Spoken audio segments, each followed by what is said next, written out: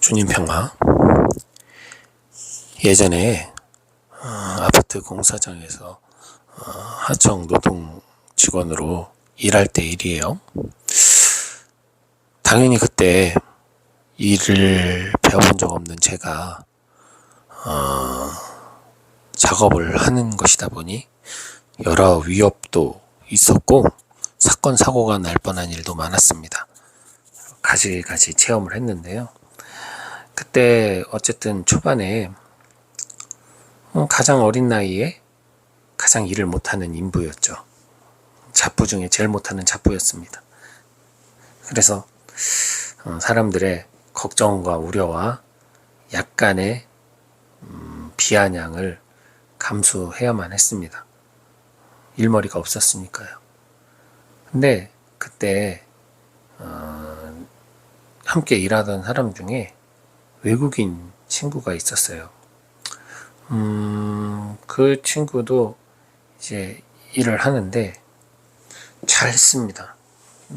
한국에 들어온 지 좀 됐는데 잘 하더라고요. 근데 그 친구가 약간의 언어의 어떤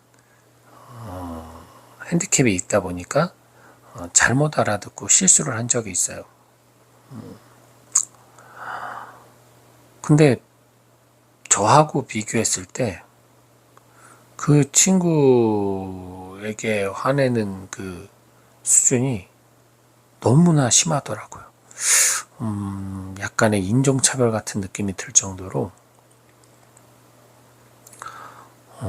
제가 볼 때 그 실수가 제가 했던 실수들이나 잘못보다는 훨씬 가벼운 것 같은데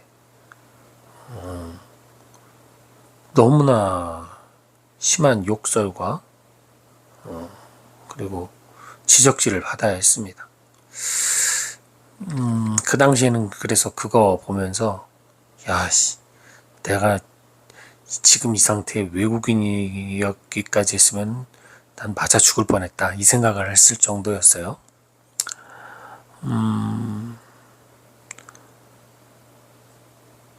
사실 그 친구를 우리가 그냥 외국인, 뭔가 나보다 못한 사람이라고 생각했던 그 상황이 그를 그렇게 비난받고 혼나도록 만들었다는 게 좀 기분이 나쁘기도 했었습니다.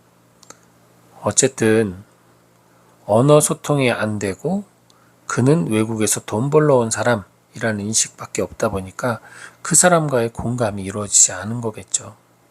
적어도 저는 노동을 하면서 원래 그 노동을 해야 될 이유가 없는데 돈을 벌려고 한 목적이 아니었기 때문에 그 노동하는 저에 대해서는 같이 일하시던 아저씨들이 어느 정도 공감을 해주고 이해를 해주는 게 있었어요. 왜냐면은 같이 쉬면서 얘기도 나누고 또 함께 간식을 먹으면서 또 얘기하고 또 일을 하면서 또 여러 가지 함께하는 그런 동료애가 있었으니까요.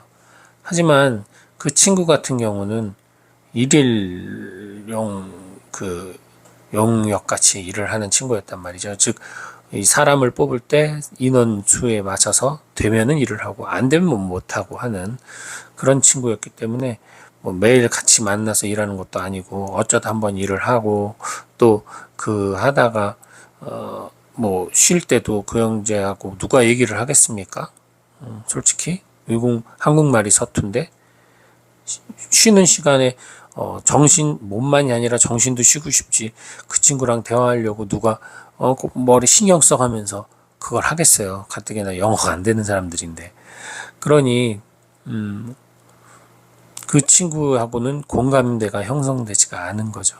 공감대가. 그러니 보여지는 것으로 지적질을 당한 거죠. 어찌 보면은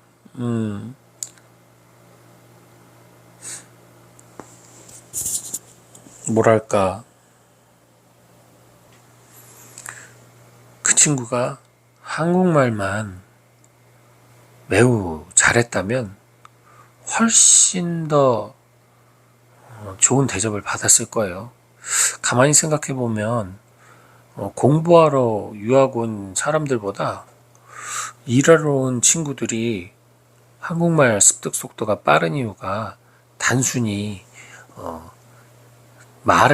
대화를 많이 해서 일 거라고 막연하게 생각했던 것이 틀렸을지도 모른다는 생각을 해봤어요. 즉, 그들은 생존이었던 거죠. 더 빨리 배워야, 더 빨리 한국말을 익혀야 덜 무시당하고, 덜 피해 입고, 더 원활하게, 수월하게 일을 할 수 있기 때문에. 저는 이 체험을 통해서, 한 가지, 귀한 또 교훈을 얻었습니다. 함께 같은 언어를 쓴다는 거, 그것이 얼마나 대단한 것인가를. 예전에 제가 뉴질랜드에 유학을 갔을 때, 어학연수를 갔을 때, 예전에 그 얘기를 들었던 것 같은데, 뭐라 그럴까. 거기 이렇게 어마어마하게 큰 농장에 소떼가 진짜 수천 마리가 쫙 있었어요.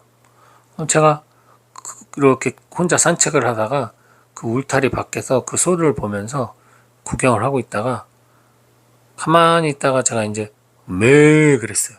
그랬더니 소 한 마리가 저를 딱 쳐다봤어요. 소가 한 마리가 매 그러더라고요. 바로 제 눈앞에 있던 소가. 그랬더니 나머지 소들이 진짜 수천 마리가 다 저를 쳐다보더니 매 그러는 거예요. 그 순간에 제가 정말 압도가 되면서 분명히 제가 울타리 밖에 있었는데 내가 울타리 안에 있는 한 마리의 동물이고 걔네들이 저를 구경하는 것 같은 착각이 일어나면서 되게 이상한 느낌을 받았거든요. 되게 제가 초라해지고 쟤네들만 못하는 느낌을 받고 네, 소외감이죠. 진짜 큰 소외감이죠. 그들과 다른 종이잖아요, 제가. 마찬가지인 것 같아요. 그 인부도 그 외국인 친구도 엄청난 소외감을 느꼈을 것이고 일하면서 많은 스트레스를 받았을 거예요. 언어만 더 잘할 수 있었다면 또 한국 문화만 조금 더 이해할 수 있었다면 우리들이 신앙생활 하면서도 스트레스를 많이 받을 때가 정말 많죠. 얼마만큼 내가 하늘나라의 언어, 하늘나라의 문화를 익히느냐에 따라 그 스트레스는 많이 경감이 됩니다. 하늘나라의 언어는 심령 언어가 하늘나라의 언어라고들 하는데 그거는 아니고요.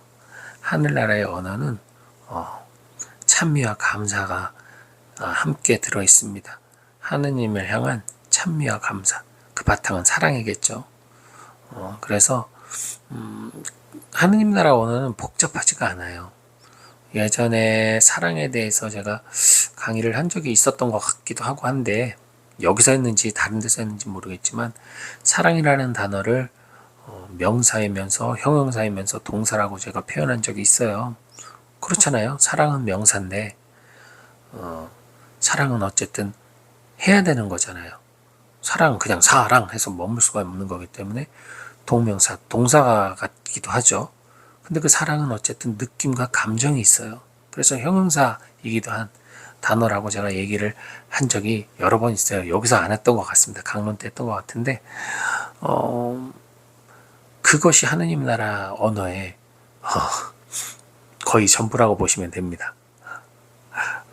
그거 하나로 거의 8, 90% 소통이 가능해요. 그렇기 때문에 그것을 잘 배우고 익히는 것이 진짜 사랑을 잘 배우고 익히는 것이야말로 우리가 하느님을 믿고 신앙생활을 함에 있어서 소외감을 느끼거나 스트레스를 받지 않는 방법이 아닐까 싶습니다. 그리고 하느님 나라 문화는 함께라는 거예요. 함께, 공동체, 함께 어울리는 공동체의 삶, 이것이 또 하느님 나라의 문화이죠. 그렇기 때문에 나 홀로 신앙생활 하는 거 아니라는 거 그 얘기는 내가 믿는 것을 전부로 여기고 사람들로 하여금 내가 믿는 것을 향해 초대를 하려고 하는 것이 아니라 각자가 믿는 하느님, 그 하느님의 바탕이 사랑이라는 언어로 함께하고 있기 때문에 그 마음 안에서 함께할 때 서로 소외감을 느끼지 않고 서로 이해하고 도우면서 실수를 했더라도 덮어줄 수 있는 그런 마음들이 생길 수 있지 않을까라는 생각을 해봅니다. 여러분 오늘 하루도 행복한 하루 되시고요. 저는 이제 방송 녹화로 준비하도록 하겠습니다. 주님 평화.